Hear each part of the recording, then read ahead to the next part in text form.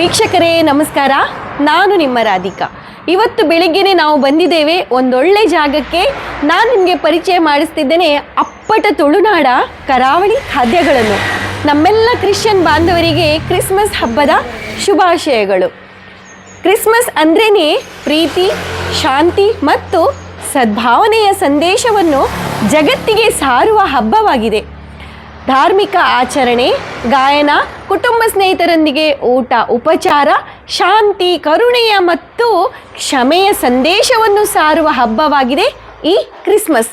ಇಷ್ಟೆಲ್ಲ ಪೀಠಿಕೆ ಯಾಕೆ ಹಾಕ್ತಾ ಇದ್ದೇನೆ ಅಂತ ಕೇಳ್ತಾ ಇದ್ದೀರಾ?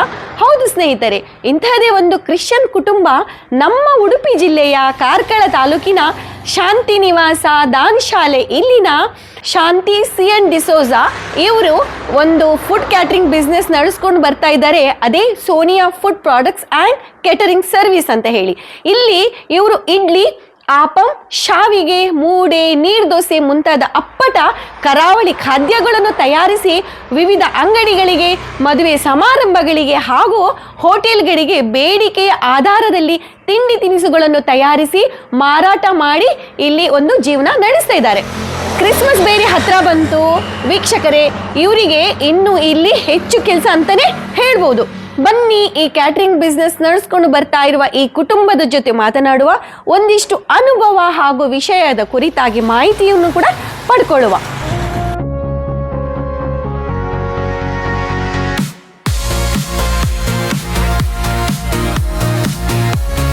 ವೀಕ್ಷಕರೇ ನಮಸ್ಕಾರ. ನಮ್ಮ ಜೊತೆ ಶಾಂತಿ ಸಿಎನ್ ಡಿಸೋಜಾ ಇವರಿದ್ದಾರೆ. ಕರಾವಳಿ ವೈವಿಧ್ಯ ಯೂಟ್ಯೂಬ್ ಚಾನಲ್ಗೆ ನಿಮಗೆ ಸ್ವಾಗತ. ನಮ್ಮ ವೀಕ್ಷಕರಿಗೆ ಒಂದು ಮಾಹಿತಿಯನ್ನು ಕೊಡ್ಬೋದಾ ಮೇಡಮ್? ಇದು ಮಿಷಿನ್ ಎಲ್ಲಿ ಸಿಕ್ಕಲ್ಲ, ಬಾಂಬೆಲಿ ಸಿಗ್ತದೆ. ಓಕೆ. ನಾವು ತಂದು ಒಂದು 20 ವರ್ಷ ಆಯ್ತು. ಓಕೆ. ಒಳ್ಳೆ ಒಂದು ಗಂಟೆಗೆ ಎಷ್ಟು ಗ್ರೈಂಡ್ ಆಗ್ತದೆ? ಒಂದು 50 kg ವರೆಗೆ ಗ್ರೈಂಡ್ ಆಗ್ತದೆ ಒಂದು ಗಂಟೆಗೆ. ಇಲ್ಲಿ ಈ ಮುಂಭಾಗದಿಂದ ನೀವು ಈ ಅಕ್ಕಿಯನ್ನು ಹಾಕಿದ ಕೂಡಲೇ ಇದರೊಟ್ಟಿಗೆ ಇದಕ್ಕೆ ನೀರು ಸಹ ಬಿಟ್ಟ ಕೂಡಲೇ ಅದು ಹಿಟ್ಟು ರುಬ್ಬಿ ಇಲ್ಲಿ ಈ ತಳದಲ್ಲಿ ಬಂದು ಬೀಳ್ತದಲ್ವಾ? ಹೌದೌದು.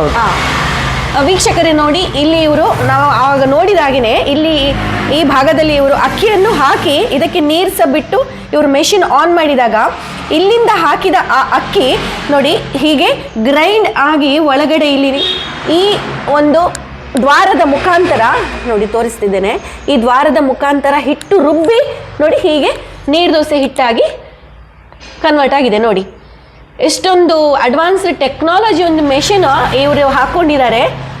ಮತ್ತೆ ಇವರು ಹೇಳಿದಾಗ ಇಂತಹ ಮೆಷಿನ್ ನಮ್ಮ ಕಾರ್ಕಳದಲ್ಲಿ ಇದು 2 ಕಡೆಯಲ್ಲಿ ಮಾತ್ರ, 2 ಕಡೆ ಎರಡಿದೆ. ಇವ್ರ ಹತ್ರ ಇಂಥ ಸೇಮ್ ಮೆಷಿನ್ 2 ಇದೆ ಅಲ್ವಾ? ಓಕೆ. ಇದರದೊಂದು ಬೆನಿಫಿಟ್, ಇದೊಂದು ಹೆಚ್ಚಿನವರಿಗೆ ಗೊತ್ತಿರ್ಲಿಕ್ಕಿಲ್ಲ ಈ ಮಾಹಿತಿ.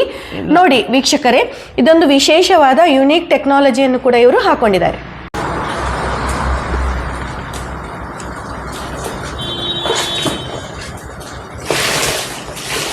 ಇಲ್ಲಿ ನೀರು ದೋಸೆ ಮಾಡ್ತಾ ಇದ್ದಾರೆ.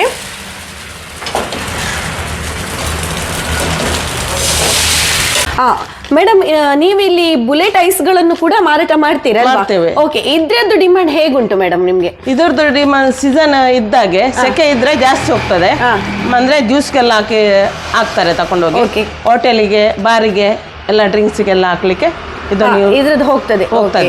ನೀವು ಈ ಕ್ಯಾಟರಿಂಗ್ ಜೊತೆ ಇದನ್ನು ಕೂಡ ಇಟ್ಕೊಂಡಿದ್ದೀರಿ ಅಲ್ವಾ? ಹೌದೌದು. ಓಕೆ. ತಮ್ಮ ಹೆಸರೇನು ಸರ್? ನನ್ನ ಹೆಸರು ವಿನ್ಸೆಂಟ್ ಡಿಸೋಜಾ ಅಂತ. ನೀವು ಎಷ್ಟು ವರ್ಷದಿಂದ ಇವ್ರ ಹತ್ರ ಫುಡ್ ಪ್ರಾಡಕ್ಟ್ಸ್ ಎಲ್ಲ ಪರ್ಚೇಸ್ ಮಾಡ್ತಾ ಇದ್ದೀರಿ?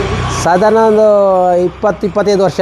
25 ವರ್ಷದಿಂದ ನೀವು ಇವ್ರ ಜೊತೆ ಕನೆಕ್ಟ್ ಆಗಿ ಈ ಕ್ಯಾಟರಿಂಗ್ ಕುರಿತಾಗಿ ತಮ್ಮ ಅಭಿಪ್ರಾಯ ತಿಳಿಸ್ಬೋದಾ ಸರ್? ಓಕೆ, ಖಂಡಿತ. ಸಾಧಾರಣ 25 ವರ್ಷ ಮುಂಚೆ ಇವರು ಐಟಮ್ ಎಲ್ಲ ಮಾಡಿ ಒಳ್ಳೆ ಥರ ಮಾಡ್ತಿದ್ರು ಮತ್ತು ಕ್ವಾಲಿಟಿ ಜನಗಳು ಸಂತೋಷಪಟ್ಟಿದ್ದಾರೆ. ಮತ್ತು ಇಡ್ಲಿ, ನೀರ್ದೋಸೆ, ಆಪಂ, ಗುಂಡ, ಪುಂಡಿ, ಇಡ್ಲಿ ಮತ್ತು ನೀರ್ದೋಸೆ ಎಲ್ಲ ಸೇವೆ ಉಂಟು. ಮತ್ತು ಬಂದವರಿಗೆ ಇಲ್ಲಿ ಐಸು ಸರ್ವಿಸ್ ತುಂಬ ಒಳ್ಳೆ ಉಂಟು.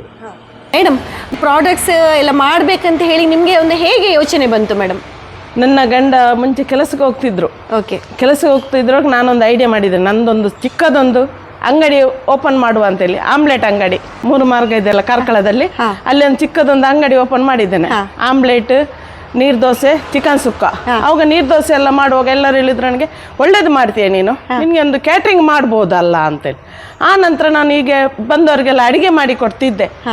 ಒಂದು ದಿವಸ ಸಾನೂರಲ್ಲಿ ಒಂದು ಫಂಕ್ಷನ್ ಇತ್ತು. ಅವ್ರು ಹೇಳಿದ್ರು ನನಗೆ ಹೆಸರು ಕೊಡಬೇಕು, ಹೆಸರು ಕೊಟ್ಟರೆ ನಿನಗೆ ಆರ್ಡ್ರ್ ಕೊಡ್ತೇನೆ ನಾನು ಅಂತೇಳಿ. ಅದಕ್ಕೆ ನಾ ಹೇಳಿದೆ ಆಯ್ತು ಅಂತೇಳಿ ಆರ್ಡ್ರ್ ಕೊಟ್ಟೆ ಅವ್ರಿಗೆ. ಅವ್ರು ಹೇಳಿದ್ರು ಸೋನಿಯಾ ಅಂತೇಳಿ ಒಂದು ಹೆಸರಿಟ್ಟೆ ನಾನು.